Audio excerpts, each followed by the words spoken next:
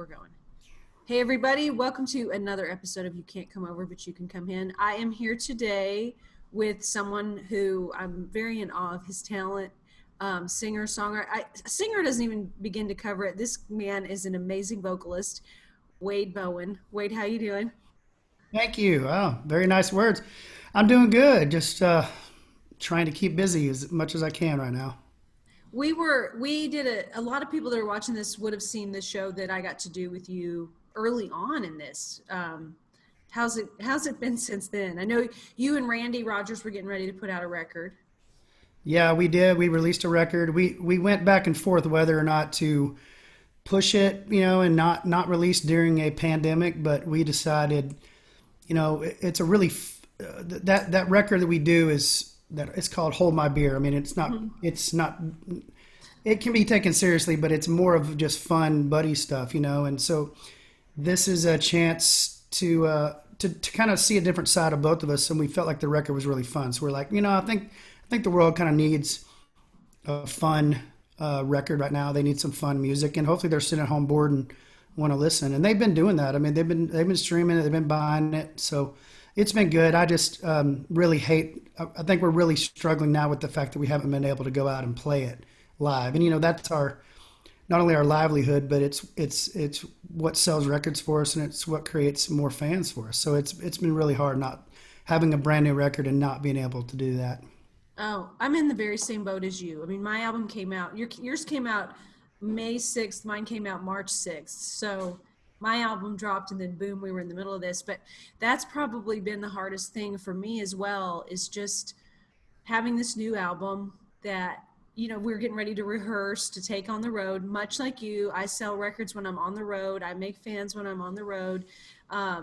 So it's been a different process, and I have to remind myself. It's actually good for me to hear you say that, because I have to remind myself I'm not the only person that this is happening to. Yeah, no, and we're all struggling in our own ways, but we're all in the same boat. It's really difficult, and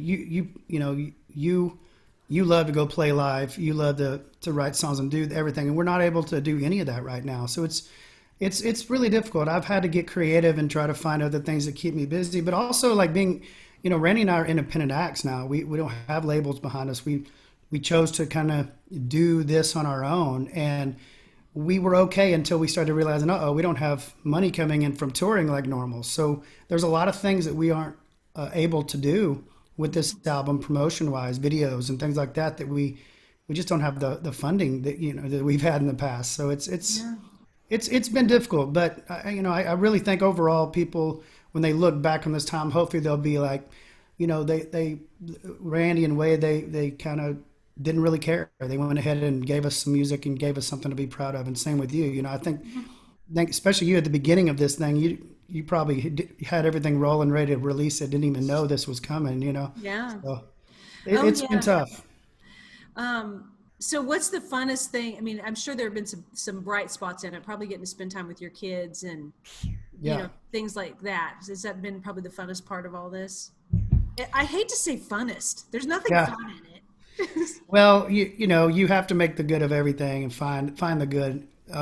Definitely being with my kids for a guy, we tour 150 shows a year, not including all the time that I go to Nashville to work and write and all that. So, you're talking about me, the guy that's never home hardly, and all of a sudden now here I am home every day. So it makes you kind of question everything. Like, okay, Mhm.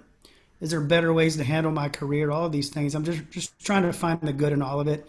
I've loved I've loved being home with my kids, and I love being home with my wife. We've really all gotten really close, and looking back on it, I will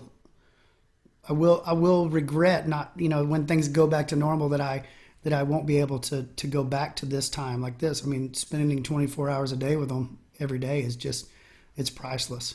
Yeah, I feel that way even just about my dogs. I don't do as many shows as you do a year. 150 is how long have you been doing 150 shows a year or in that ballpark? I used to do more. I've tried to scale back to 140, 150, but I've been doing that for probably 20 years, 21 years, something like that. Wow. That's why That's why I sound so rough. You sound great though. Everybody I have on here, no matter how well I know them, I go to their Wikipedia. And yours said you were born in Waco. I didn't know Yes. that. I know you live in New Braunfels now, which is such a beautiful part of Texas. So, as a little kid in Waco, what was the song you remember hearing that you thought, "Man, I want to sing, or I want to write songs. I want to do more than just sing along and to the radio." Um, to be honest with you, I had two older sisters who drug me to every concert that they could take me to from the moment I was 4 or 5 years old. You know, they were taking me to concerts. They didn't want to get a babysitter, I guess. And so I developed a love for music very early on, watching bands like Alabama and George Strait. You know, and that was my first experience with music. But I really loved. Growing up in Waco. I loved country music. I loved the '80s country, and then I dove into the '90s country pretty hardcore. But I was kind of late to the whole songwriting thing. I knew that I wanted to be a singer and I wanted to perform and do those things. But I remember as I hit about 16 or 17, that's when I remembered that my dad was listening to Guy Clark and Waylon and Willie, and so I really as I started learning guitar at 16, 17 years old, that's when I started learning guitar so I could teach myself to write songs. And Guy Clark was really the first. I remember the first record, the old number one that he had, was actually an older record, but my dad had it on all the time. We were constantly listening to that record, and still to this day, it's in my top three, if not number one, favorite record of all time. And so I kind of had a weird group of influences growing up from all over the map, you know. But Guy Clark was the person that really made me want to start writing for sure. Wow. Could you play something by Guy? Yeah.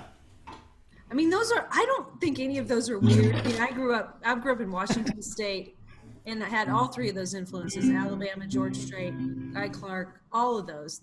I mean, I don't think they're weird because they were mine, but those all feel like the right sorts of music to be listening to.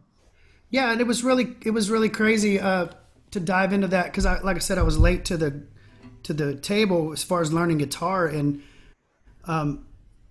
so when I grew up listening so much to '80s and '90s country, and then I start diving back into the older stuff, you know, the '70s country, and it really changed my world, changed my life, changed my whole perspective on music, and it went from music being this world-renowned, huge shows thing to all of a sudden just being right here, intimate in your face, you know, the stuff that really drives it home for me. So this is actually, in my opinion, I think this song was written before He Stopped Loving Her Today.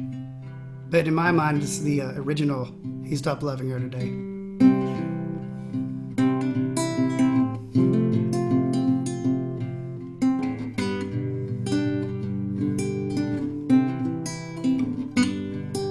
He's a wino, tried and true.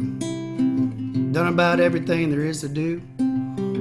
Worked on freighters and he worked in bars. Worked on farms and he worked on cars. It was a white port that put that look in his eye.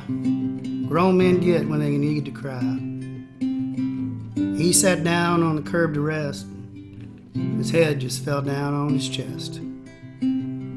He says every single day it gets just a little bit harder to handle, and yet then he lost the thread and his mind got cluttered. The words just rolled off down the gutter. Well, he was an elevator man at a cheap hotel in exchange for the rent on a one-room cell. He's old and years beyond his time, no thanks to the world and the white port wine. So he says, son, you know, he always called me son. He said, life for you has just begun. And he told me the story I'd heard before, how he fell in love with a Dallas whore. Well, he could cut through the years to the very night when it ended in a whorehouse fight. She turned his last proposal down in favor of being a girl about town. I spent 17 years riding lines. He ain't been straight none of the time. Too many days of fighting the weather. Too many nights of not being together. So we died.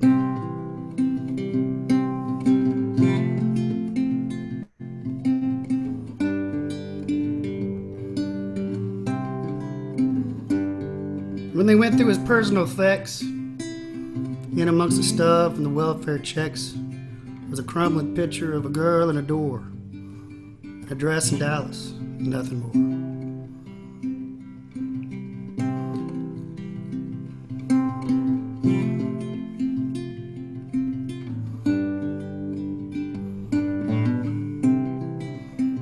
Yes, let him roll. Oh, let him roll. Bet he's gone to Dallas, rest his soul. Yeah, just let him roll. Oh, let him roll. Yeah, he always said that heaven was just a Dallas hole. Let him roll. Oh, let him roll. Bet he's gone to Dallas, rest his soul. Yeah, just let him roll. Oh, let him roar. I always said that heaven was just a Dallas soul.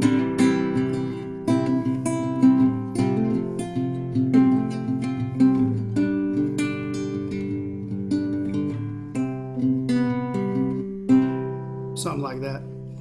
Oh, that song just did that song and your performance of it did for me what any great song and voice should do. It transported me. I felt every word of it. What a Well, beautiful. Guy, I messed up the ending there, but Guy was like, to me, was the best I've ever heard it creating scenes with his words. He just created these amazing portraits, and you could just feel you just feel like you were watching a movie. And I think he did that better than anybody I've ever listened to. Oh, I yeah. miss him. He was a good man. Whew. Did you ever write with him or know him? I did. I wrote with him one time, and I didn't want to do it again. I was so intimidated. I couldn't get over the fact that I was sitting writing with Guy Clark, and he was so nice and kind. And we actually recorded it together, sang some songs together, and he just was so great every time. Very, very blunt, straight Mm-hmm. to the point, in such a great way, and really the most unique songwriters I've ever written with. And they always say be careful when you meet your heroes, but it was not the case with Guy. He exceeded all my expectations, and they were pretty high already. Yeah. I know some other. I know another songwriter wrote with him, same kind of thing. Really too intimidated. And then Jordan Powell, who I know you also are friends with, he got real close to Guy and told me some funny stories about him that I could tell, but that'd take up all of the time, and I don't want to. I don't want to. I want to focus on you. So you were in a band, West '84. How did Yeah, how did that happen? it was a college thing. I did the age old story. I met some buddies in college and started a band in our garage and started begging bars to let us come play there. And we came up with that cheesy name on the way to a gig. We didn't put a whole lot of thought into it. Mm-hmm. Um, but our first gig was an open mic, and we knew 5 songs. And we were the only band that showed up that night. And the guy asked us to play more, so we played those 5 songs about 4 times each. That's the only ones we knew.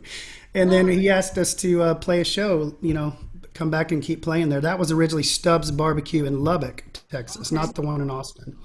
And it had a great history behind it. And so that we started playing Stubbs was our very first gig. And it's pretty hard to believe I'm actually saying that Stubbs was our very first gig. But we were terrible and awful, and gave us a chance to learn everything, how to put a show together, how to write songs, how to figure out everything out. It was a good time.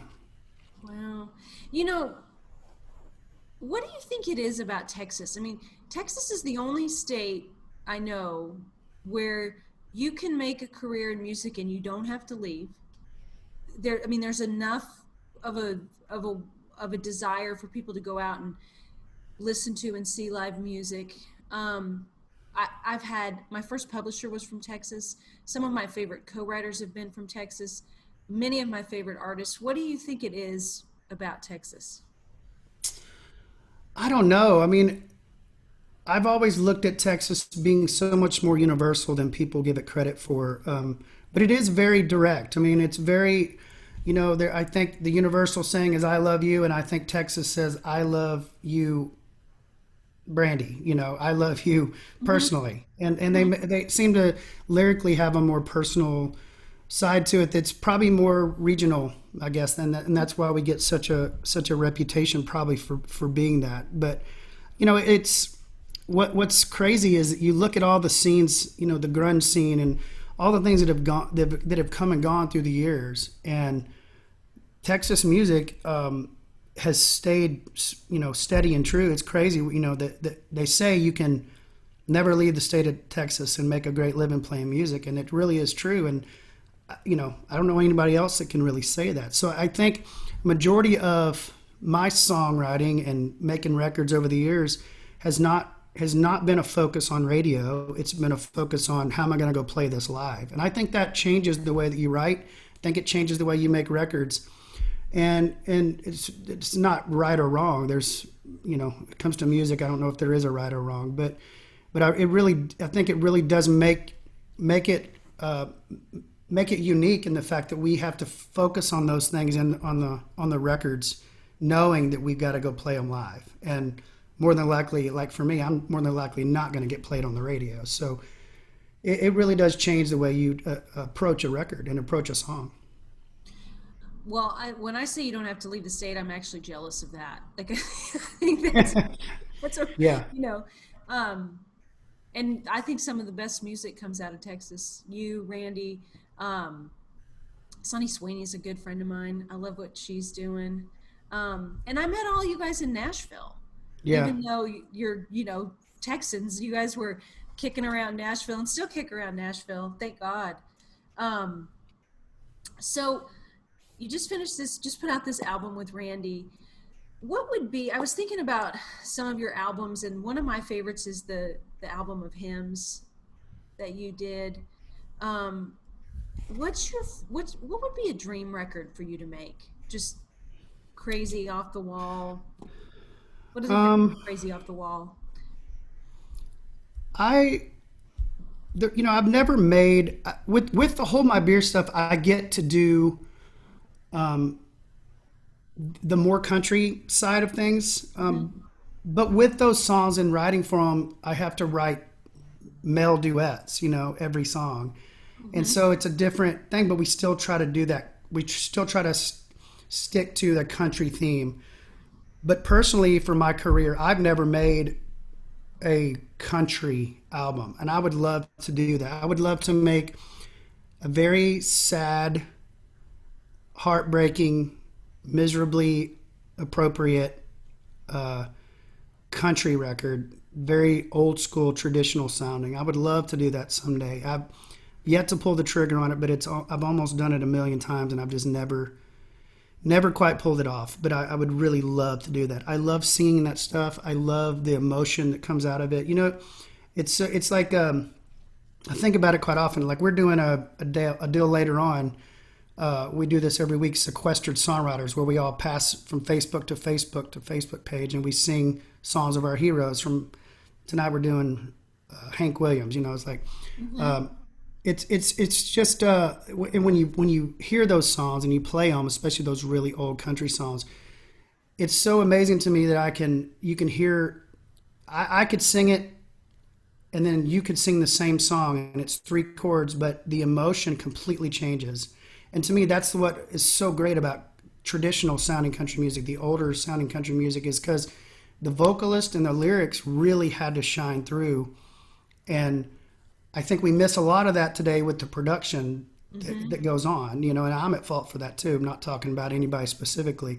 So it would be nice to just cut out all the production, cut out all that stuff, and just go back to melt your cold, cold heart. Those just simple melodies. It's like the blues. If somebody stands on stage and sings the blues, and you and I sing the same song, trading verses, it would be completely different feelings and emotions. And that, to me, that's what really creates the soul of a singer.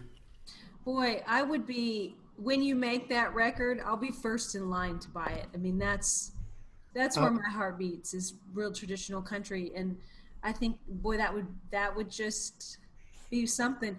It'd be amazing if you and Randy, you talk about male duets. Um, if you and Randy redid Poncho and Lefty, I mean, that would oh be. yeah, that's a Um, great one. it's one of my favorite albums ever. So to think of you guys singing that would uh, be pretty damn amazing. Um, I'd love just to, for awareness of anybody that is a fan of mine that's not aware of you, if you could talk for a second about your golf tournament, because I feel like it's such a great thing. I know it didn't happen this year.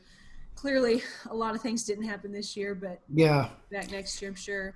Yeah, well, it used to be just a golf tournament. Now it's a music festival. It's actually we were going to do 4 days this year, 4 day event, which is crazy to say that. But we've raised over $5 million for our Bowen Family Foundation that we've started, and it's the golf tournament now is kind of like the final deal of the. It's on a Monday, but we start Friday, Saturday, Sunday the festival, and last year at the festival we had about 5,000 people on a Sunday in a huge field outside of Baylor Stadium. And we've had bands in the past like Cheap Trick and REO Speedwagon and Charlie Daniels. We had Charlie Daniels one year. Wow. He was the nicest.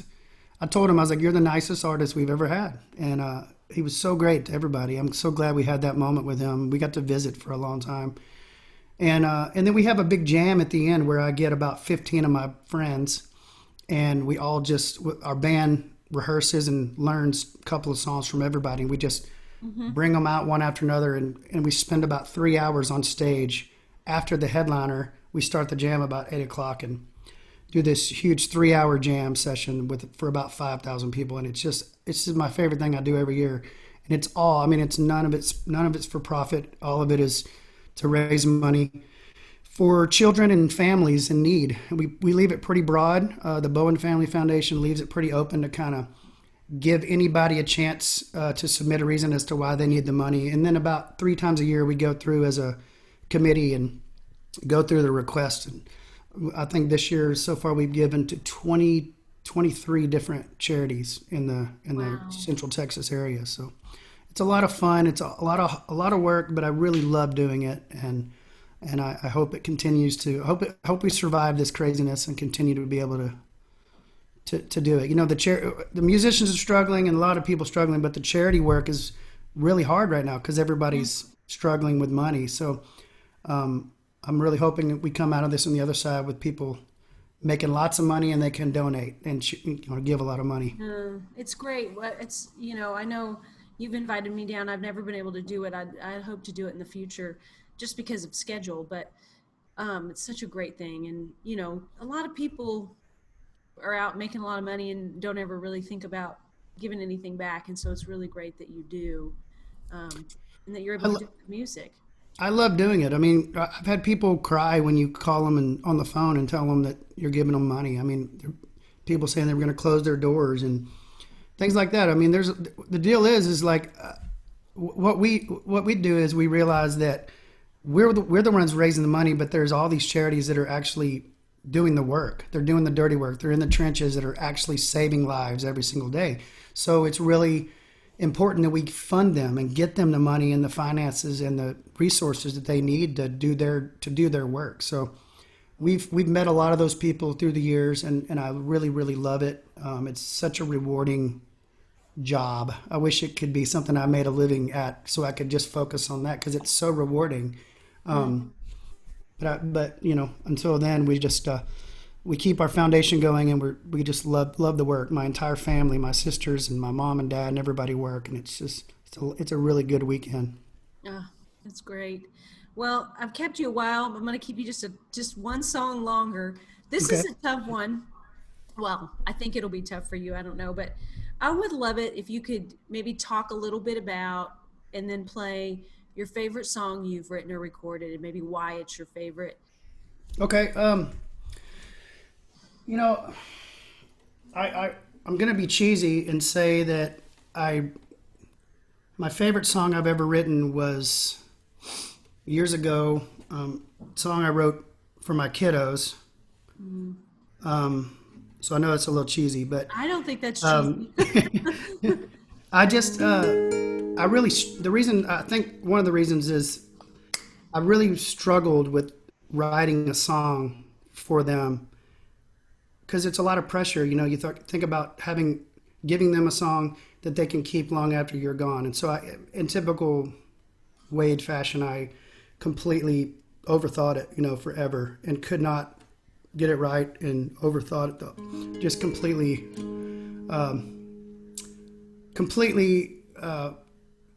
just my mind just would not settle in on how to say it best. And I finally did after about 3 years of my first son was born, and then my second son was born 3 years later. So it took me about 3.5, 4 years for me to finally figure it out. But this is my favorite.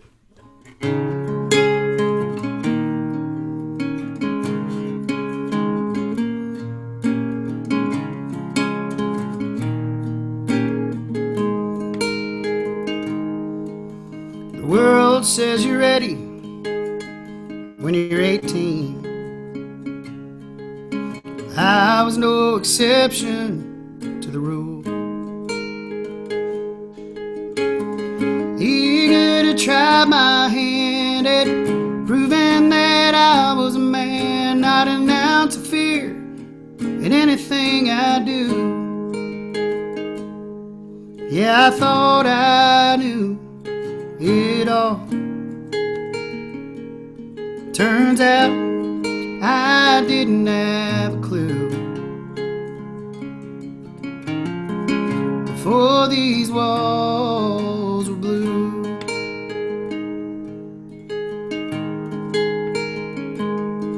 I remember sitting there in that old rocker, 3 a.m. trying to get you back to sleep. Well, I'd find myself laughing at you, laughing, wishing the hands of time that I could cheat. Yeah, I thought that I knew love. Turns out I didn't have a clue.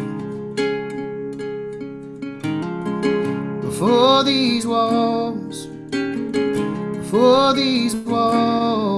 were blue. I believe in heaven, and I believe in magic, and I believe in the life inside these walls. Now I believe in dinosaurs and toy trains and baseball. Oh, and what are you gonna be for Halloween? I'll be the villain, you be the hero. Save the day the way that you always saved me. Yeah, I thought I knew myself. Turns out I never had a clue. Before these walls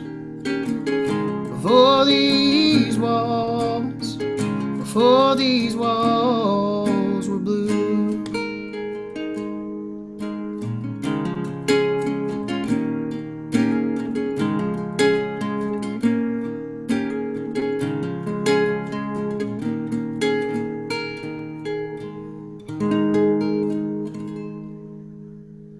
There you go. It's my favorite. I get why that's your favorite. Chokes me up. Wade Bowen, Thank you thank very you much. so much. And Thank thank you you. from everybody tuning in. I'm sure that everybody on here loves you. And I can't wait till we can see in person and I can hug you.